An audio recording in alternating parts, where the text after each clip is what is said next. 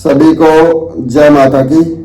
मैं अभी अपने ऑफिस में माता रानी की पूजा कर रहा था और पूजा करते करते मेरे दिमाग में एक वाक्य आया, तो मन में उत्सुकता जागृत हुई कि मैं वो वाक्य आपके साथ शेयर करूं, साझा करूं, आप लोगों को बताऊं। क्या हुआ, जब भगवान राम लंका पर चढ़ाई करने के लिए पत्थरों से पुल बना रहे थे और भगवान राम की जो सेना थी वो बानरों की सेना थी। अब एक एक बानर एक एक पत्थर उठा के और समुद्र के ऊपर डाल रहा है, यानी कि पुल बना रहे हैं। वो एक बानर पत्थर उठा रहा है, वहां पे डाल रहा है, धीरे धीरे करके वो पुल बना रहे हैं। और यही चीज एक गलहरी भी देख रही थी। अब भगवान की प्रेरणा से, भगवान रामचंद्र की प्रेरणा से, भगवान की इच्छा से उस गलहरी के मन में बात आई, क्यों ना मैं भी इन बानरों की सहायता करूं, जो भी मेरे से हो सकेगी। तो उसने क्या किया, समुद्र में जा करके अपने शरीर को भिगोया, गीला किया और रेत में जाके लोटपोट हुई।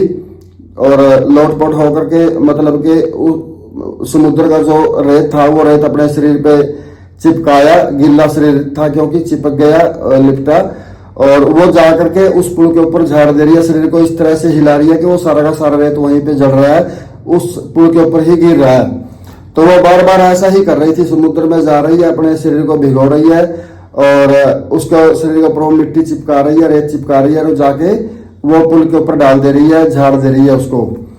तो यही वो बार बार कर रही थी। ऐसे ही एक बांदर ने देखा और बांदर गिलहरी को कह रहा है कि हे गिलहरी, तू ये क्या कर रही है, तेरे एक एक रेत के कण से ये पुल नहीं बनेगा, बड़े बड़े पत्थरों से ही ये पुल बनेगा।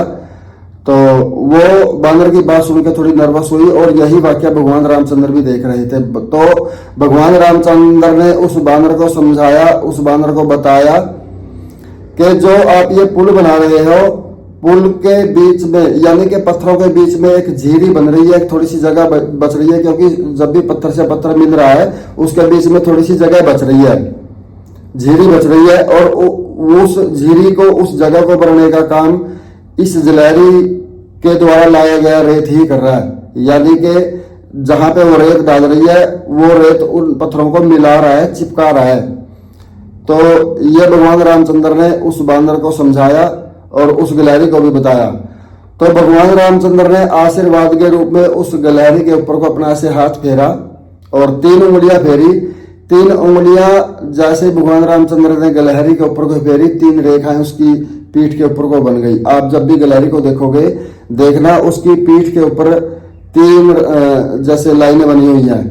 तो उसी टाइम से है उस गिलहरी की पीठ के ऊपर को 3 रेखाएं उसी टाइम से बनी हुई है। बोलिए भगवान रामचंद्र की जय, श्री रामचंद्र भगवान की जय। अगर आप मेरे चैनल पर हैं तो मेरे चैनल के ऊपर कमेंट करें, शेयर करें। अगर नहीं भी हैं, नए हैं, आप मेरे चैनल को पहली बार देख रहे हैं तो मेरे चैनल को सब्सक्राइब भी करें। धन्यवाद। जय श्री राम।